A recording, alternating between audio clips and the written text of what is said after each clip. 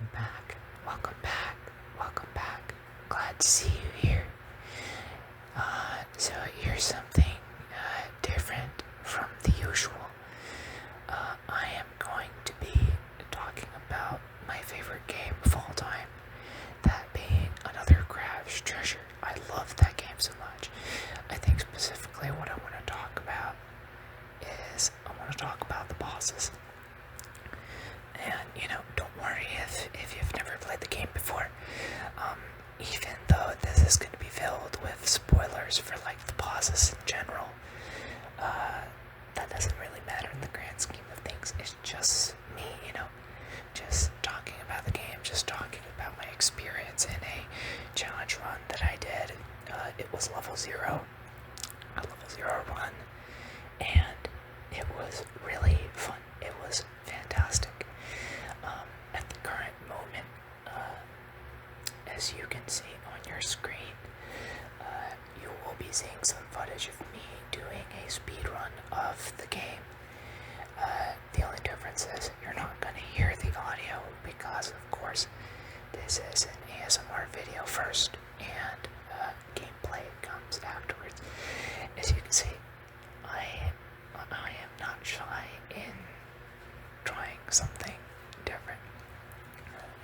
Even if you don't understand what I'm talking about, well, at least I hope that you can be relaxed, and, well, if you have played the game or not, well, I hope it piques your interest in one way or another.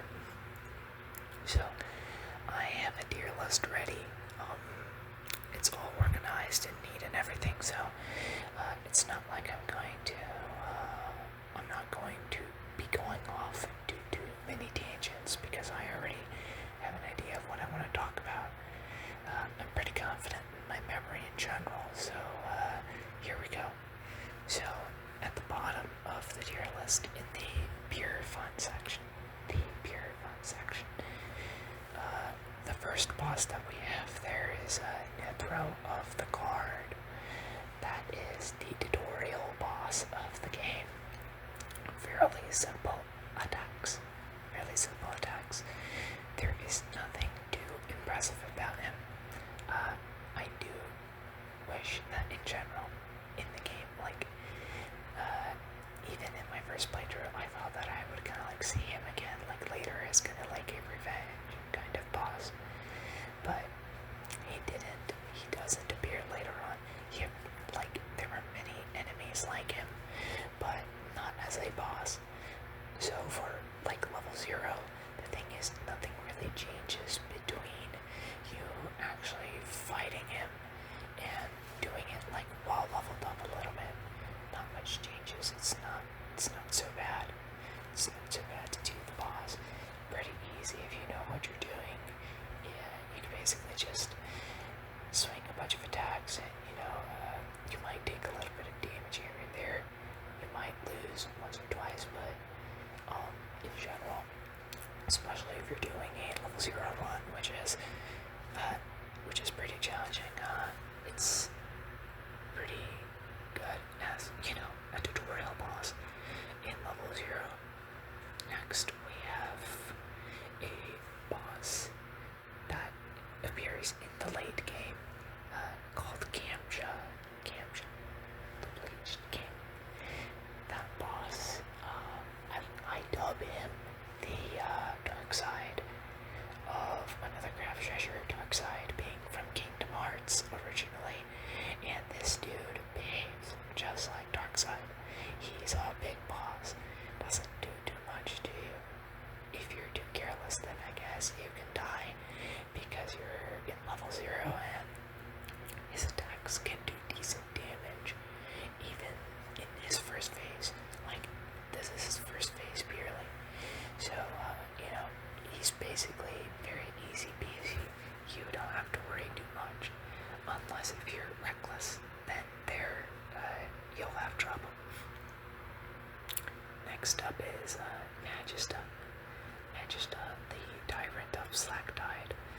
So, after she gets corrupted by basically the pollution in the ocean, she basically insane, and you have to fight her. In level 0, though, her fight changes, I think, only a little bit. It's not too much of a giant leap from a casual playthrough.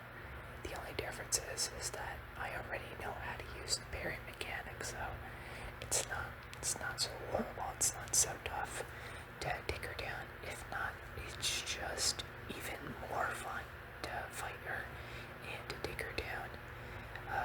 She has a special attack where she spins around in circles, a little bit like a whirlpool, with a giant chain that she has, and you can parry that attack if you really wanted to. I remember in my first playthrough, I was playing like Dark Souls, where you just dodge and you really don't parry, because parry isn't, well, it has its use cases in that game, but it's not as prevalent like in another craft treasure. So I was playing the game like that throughout my first playthrough, and I struggled against Magister quite a bit. But once you beat her, and once you get used to her abilities, it becomes a really, really, really fun fight. I rematched her a couple of times out of like how fun it is, and then that's how easy the fight is when you get used to it in general. So next up in the number 1 spot in the pure fun section of the tier list, at the bottom, but it's in first place, is the polluted platoon. Pathfinder, polluted platoon Pathfinder. So, that boss, you fight him before you go to Magister, and in general, you're not gonna have any abilities, you're not gonna have the parry mechanic to fight him, but there is a speedrun skip that you get to do, and you get to basically upgrade your abilities, whatever points you have that allow you to get your skill tree activated. Basically, you can do that, and you can do the parry ability and the riposte, which allows the counter attack. And I did that, and you should be seeing that at some point during the speedrun, because I plan on doing that, because why not? I'm just going to do it because it's just fun, it's just really silly. Speedrun is not serious or anything, it's just me doing it just for fun, because I just love the game so much. So now we're going on to the neutral difficulty category, and on the neutral difficulty category, so at the very bottom of that is Inkerton the Crab Hunter. Inkerton the Crab Hunter is, I didn't feel any particular which way about him. I felt he was just as hard as he normally is, which is to be pretty hard, but it's not really something where I'm like, wow, he's tough. It doesn't feel that way to me. I personally am not a big fan of his fight. I do think that the context in which the fight happens is pretty awesome, because the protagonist, Krill, is stuck basically in the late game, and he's in a place filled with darkness called the Unfathom, and he's trying to get out of there, and he encounters Inkerton, and that's where they get into the fight and all that. Oh yeah, what else? The music. I know I'm not a big fan of the music either, but fight's pretty good, as it normally is. It's not really that impressive on level 0. The next fight is Ikea. And he's pretty tough. He's pretty tough normally. Even on level 0, not much changes. He has a couple of strikes that deal pretty heavy damage to your shell, and it's not really all that different from how you fight him casually, especially since he's pretty early in the game.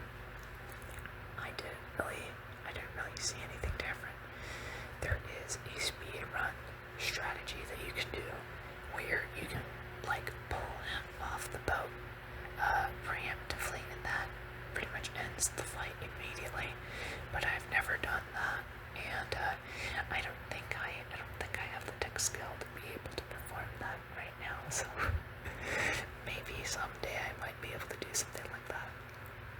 The next fight in the neutral difficulty category is the diseased lycanthrope. There is a similar enemy like him later on, but it's not really a boss later on, it's like a regular enemy. So the difference from the regular enemy and the diseased lycanthrope is he can basically shoot out additional crab minions that accompany him to fight you, and it makes the fight a little harder, but you have a couple of pretty good shells around the arena that can assist you. One that really just trivializes the fight is the drunken claw shell. That shell is very powerful, triples the amount of attack you get. So, considering that this fight is really early in the game as well, you're just going to be doing massive damage. The fight can end pretty quickly if you really wanted to. The next fight is the Carbonara crab. I don't remember his name, but he's Carbonara something like that. So he, just like the polluted platoon, he has a similar moveset. I consider him much easier than polluted platoon in some respect, because you can circle strafe him, you can go around him pretty easily, and he doesn't have much retaliation. You can kind of, like, he has a spinning attack, I guess, if you're standing behind him, but you can parry that, or you can step aside if you really want to. There isn't that much danger in the fight, and that fight, like in the diseased lycanthrope, has the drunken claw shell, and that shell is pretty good. There's a fight later on in the tier list where that shell kind of became obsolete in my run, and well, it caused me a lot of trouble, but that's how, the ebb and flow kind of goes. So the next category on this tier list is the challenging category. This was all the fights that were pretty decent.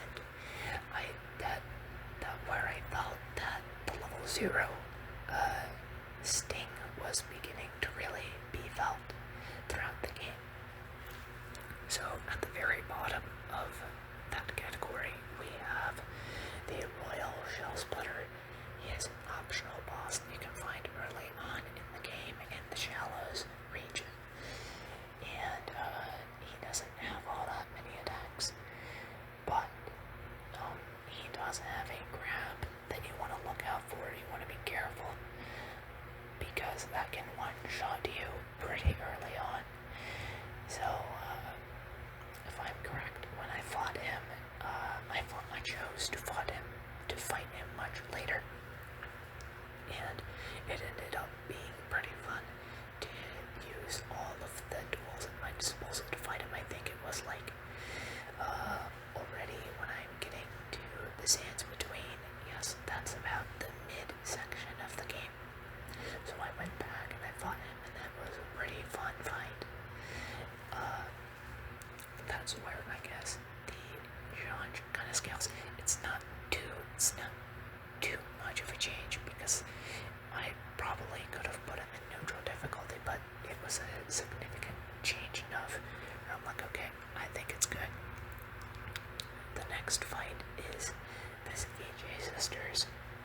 So, prior to fighting the VJ Sisters, there are multiple enemies that are like them beforehand that you can encounter in Flats and Pale. And pretty much, like you already know, their attacks, but it's very different now because they hit harder, and it's duo, so you have to be careful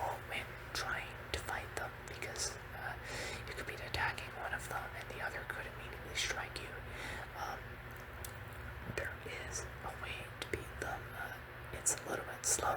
It's using the parry mechanic, and you can parry their attacks back at them if they try to shoot you with the fireball gun thing. You can parry that, and it's I didn't do that because it's pretty slow and pretty boring, and I didn't do the level 0 run for that reason. For that reason, I did it because I was actually trying to look for a better challenge, and well, it has to be fun too. So that fight was there because it really changed a lot. The fight changed quite a bit because there was a lot more at stake. I had less HP, and that's something you're gonna notice across the next fights I'm gonna be talking about is the change in terms of like how much damage they deal and learning of new patterns of attacks, because really it changes your perspective and changes the way you play in general. Kind of makes you want to have a little bit of a combo game in there as well between your different attacks. So the next one is Gamcha, but instead of the Lich King, he's Gamcha Reborn, and he is much more chaotic. He's less regal than his original incarnation, where he just sits there and just attacks from the throne. This version, he just flails everywhere.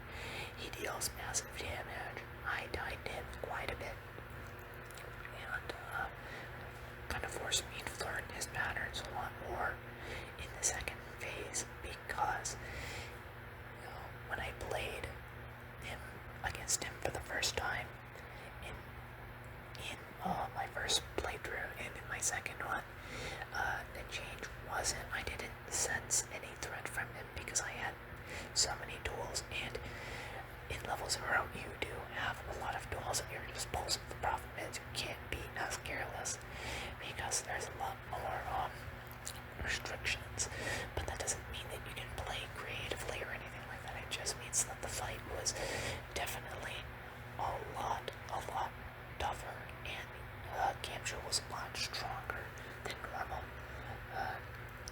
His grab can kill you very easily. I think most bosses can one-shot you with the grabs. Most of them can. That's kind of like a feature of like all of the bosses here. So the next fight that is on the fun challenge category is Baccharis the Ravenous. I'm fairly certain I'm pronouncing it wrong. I'm pronouncing it like the Saiyan from the Broly movie, Baccharis, from Dragon Ball Z. I'm fairly certain I'm mispronouncing it, but this fight, I think the thing that changes for it is the grab is much more lethal. He can definitely kill you when he's comboing you as well. He has like a 4 or 5 hit combo, but I think he can kill you in like 3 hits or something like that. But in general, this fight used to be intimidating.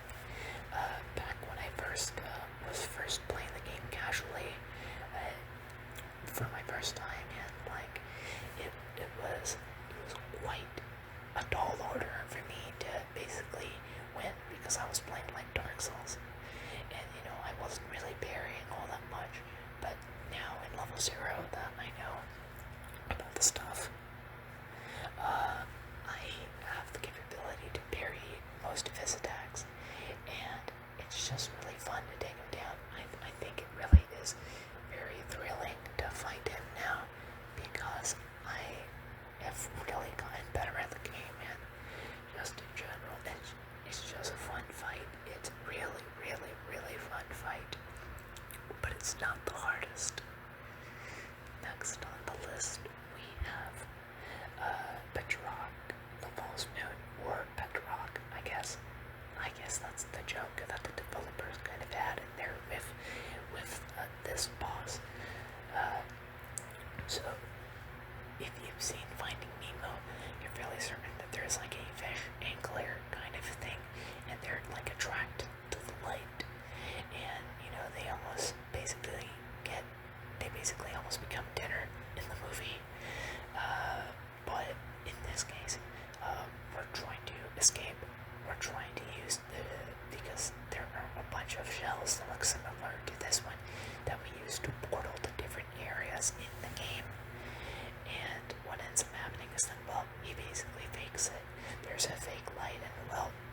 you trigger the fight. Once you enter into his shell, he basically pulls you back out, and you just get to fight him and all that. He's another really fun fight to learn. His timings are kind of interesting, and level 1 really definitely let me scratching my head a couple of times, because he definitely was a lot stronger than I've remembered him being. So I definitely had to be careful with a lot of his movement. He does an attack. He does like one of those attacks in Pokemon where it's roll out. He does that as like one of his most powerful moves that can basically destroy you. I think it even combos and everything. So yes, he has some pretty powerful attacks. It also is a fight that is done in darkness. So like there's a bunch of shells around the arena that you can use. There's a light bulb. You can activate the spell with that one, and it will light up the room. And it has an additional attack that has an additional effect that if he attacks you, he gets electrified, and you basically stun him for a little bit. But yeah, the fight in general is just really fun. Oh yeah, there's a very goofy thing that happens as well. That there's one of his like attacks that you could parry, and he'll jump into the air.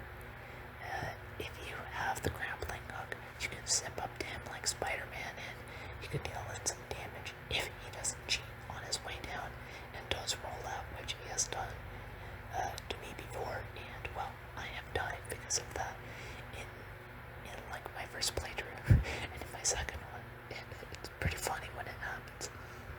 So, on the number 1 spot in the fun challenging category, we have Deboda, the Guardian of the Grove, or is it actually the Grove Keeper, if I'm correct? That's the name. Deboda, the Grove Keeper. So, whatever strategy I had when I went into this fight in level 0, it went out the window because he's so strong. His attacks destroyed whatever shell I had placed on. I always had to use whatever was around the arena, basically forcing me to fight on his terms and not on mine. So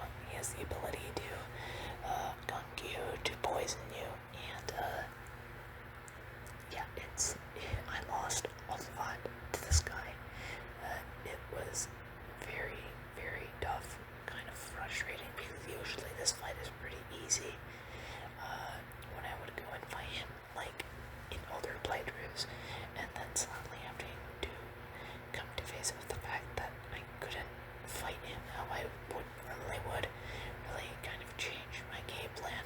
I really won, because I got lucky, kind of got lucky with that fight. It's not, I probably would have continued doing it. It was pretty tough and challenging. So the next one on this list is Firth, the Avatar of Waste. So if I had to, actually I'm going to change his placement. His placement, I want to change it to Pure Fun, all the way down to Pure Fun, at the top of Pure Fun, because I know that fight like the back of my hand, almost. Not to the point of like no damaging the fight, but I'm pretty good at it. And that fight, when I went into it in level 0, I just had too much fun. I did die a couple of times because he does do insane amount of damage, but I dealt with him pretty good. I discovered a couple of ways to loop him and to basically stagger him for quite a bit, and it really made things, like, it made it a different kind of challenging, because it basically became like, can I read his movement patterns and then stagger, or like, if I miss, I die. And that was like in phase 1. In phase 2, the fight kind of became like, can I avoid him creating like additional whirlballs that move around the arena, because then that causes a lot of trouble. So, like, can I stagger him to stop him from forming those whirlballs and to keep fighting him normally? It did happen once or twice, but it did come very costly, and I did lose a few times. But yes, I did beat the game. Firth is the final boss of the game anyways, so I did beat him. So it was overall really nice to do. So he goes at like the top of like the Pure Fun category. I changed his placement because that was before fighting him. So I thought that would be like his placement, but turns out I had a lot more fun fighting him. He wasn't the hardest fight by any means. Maybe if you've already done this game, if you've already played it, and you find him challenging, then well, that's definitely your experience, but I've bought him a lot more than what I probably should. The next fight in level 0 is Voltai. It's the eel boss. He's called Voltai, the accumulator. Voltai, the accumulator. So that fight, he kind of goes in cycles, really. He switches between a hair dryer attack, switches between a machine that he uses to basically electrocute you if it touches you. He has a shockwave kind of attack, and that one is probably the most difficult to avoid. Oh yes, and the easiest one to deal with is the toaster one, but since you're level 0, it makes the fight ridiculous. His fight is, I don't really like his fight too much, because it's that insane. You can just die pretty easily, because he can stun lock you. A lot of weird stuff can happen. He can stun you to death, like with the shockwaves. The toaster thing can be a little bit wonky sometimes, not always, but I did find a way to remedy the situation. And it's that when he's doing the shockwave, you can stick by his neck when he's peeks his head out, and you just need to dodge the shockwaves. Use the light attack. Don't use the hammer, because if not, you will definitely face trouble. And you kind of do that for a little bit. The fight kind of drags out because you're not doing optimal damage by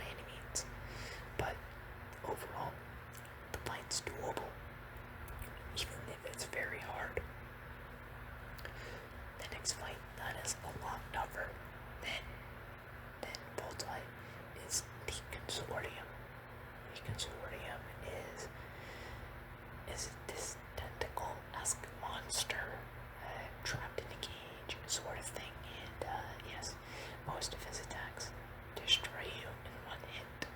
Or if they don't, then you're pretty lucky because you probably got hit by a section that probably deals less damage or something, but many a time he is going to destroy you. The good thing is that he takes forever to attack. So a strategy that I kind of developed for level 0 was I use the soda pop can, I use the Frizz ability, and I go behind his back and I attack him behind there because at the bottom of his legs he has like these gum things attached to the cage, and you want to avoid the Frizz from hitting the gums. You wanted to hit his whole body, which will deal a lot more damage in general. So I did that, and it took me a few tries to get it right, but eventually it all works out. The problem is that, well, he just doesn't sit still, and he is huge. He's a bigger boss than Camsha, and Camsha is a lot easier to strike down. The Consortium is just all over the place in terms of like how you can just deal damage to him. You can kind of alternate between attacking the gums to fill up your magic, and then you can attack his back, but it's not always guaranteed. So you kind of want to be careful. You kind of want to really be careful and step behind him, kind of jump to be careful, so that all of the damage is spread out evenly across, so that you get the maximum amount of damage in this fight. So the next fight and this one, I found it a lot harder, but it also a fight that is a lot more fair than the Consortium, because he doesn't exactly one-shot you. He does have some pretty good combos, and that is Roland, the Venture Crowdlist. You fight him in the mid-game, and back then, when I did my first playthrough, I thought that he was the final boss or something. I thought that he was like one of the last fights in the game because of how prevalent his theming is. And the whole point of like the game is that you get your shell back for the grab, for the protagonist, and you basically fight this guy, and he's kind of merciless, does a lot of delayed attacks that break your shells in more ways than one. And even when I had a plan, he basically just sliced and diced my whole plan to pieces. And me being stubborn, I didn't change the shell to a much more stronger one that could take more damage. I just kept using the shells that I had, and well, it did take me a while to beat him, but I was able to survive his waterfowl dance attack, which is, I guess, inspired from Melania, the Blade of Mekhala from Elden Ring, but whatever. That's still a fun fight, regardless. The music in this boss fight is also pretty good. Just vibe into it, because it's just really nice. Kind of jazzy a little bit. So, now we have the absolute most difficult fight in the game. The most agonizing one by far. And that is Bryadubia, the Agony, the Ocean's Agony, and Bryadubia, the final scream. It's the same character divided into two distinct fights, one after the other. The second phase was easier to deal with. I was able to get by in one try because I swapped